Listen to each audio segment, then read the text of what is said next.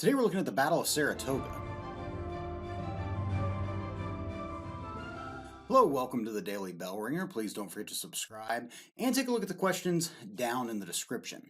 The Battle of Saratoga is actually kind of a shorthand for two battles that took place in late September and early October of 1777 near the town of Saratoga in northern New York. If you recall, British General John Burgoyne had devised a three-pronged attack to capture Albany, New York in order to basically take control of the Hudson River and try to cut off New England from the rest of the states during the American Revolution.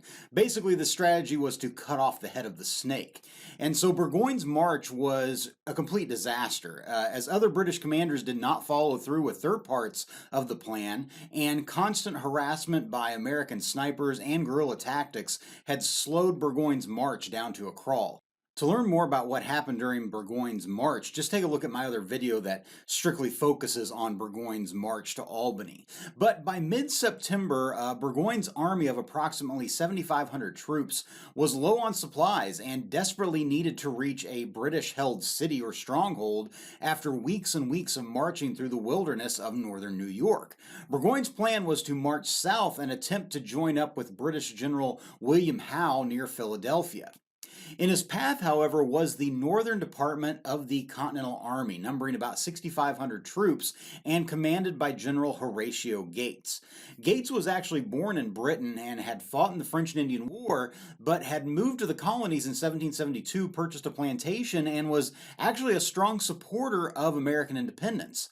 Seeing the opportunity to possibly completely stop the British advance, the overall commander of the Continental Army, of course George Washington, who at the time was near Philadelphia attempting to try to stop the British from taking the city, he dispatched additional troops as well as sending one of the Continental Army's best field commanders, Benedict Arnold, to Saratoga. On September 19, 1777, Burgoyne launched an attack to attempt to break through the Continental Army and march south. At what became known as the Battle of Freeman's Farm, or the First Battle of Saratoga, American troops under the command of Daniel Morgan held off the initial attack as General Horatio Gates rushed reinforcements to aid Morgan. The battle went on for several hours, and control of the battlefield went back and forth and back and forth. Eventually, by the evening, though, the British held the field and technically won the battle as the Americans withdrew. However, for Burgoyne and the British Army, they had suffered heavy casualties, with over 300 men being killed, wounded, or missing. And you have to consider this army was already exhausted and worn down after marching for weeks and weeks. So, despite taking the ground, the British were too weak to press their advantage and continue on. So Burgoyne decided to dig in and hope for reinforcements to reach him. In the meantime, more and more American troops were arriving, and by early October, Horatio Gates' army had almost doubled in size. Seeing that the American army was growing and knowing that his troops had almost exhausted all of their supplies, Burgoyne decided to attempt one last attack to break through the American line.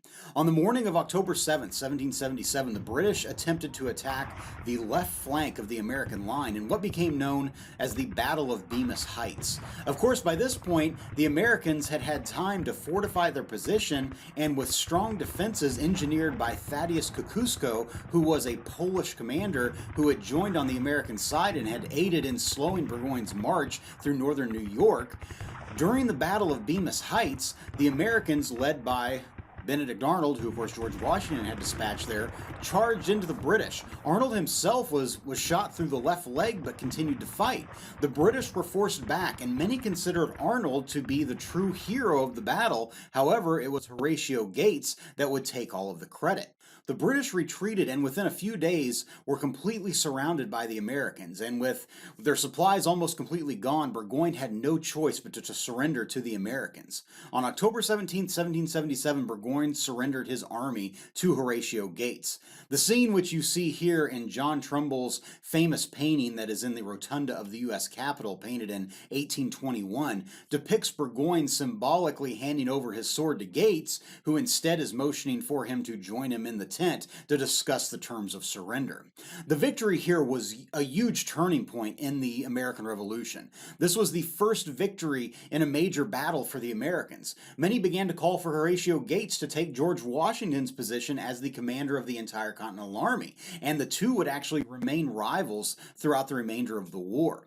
But most importantly, the American victory at Saratoga convinced the French that the Americans could possibly win, and it gave Benjamin Franklin, who was in Paris at the time trying to secure aid from France, it gave him the leverage he needed to convince the French to join on the American side. And although the war was far from over and it would take some time before the French would arrive, Saratoga was the battle that really turned the tide of the American Revolution.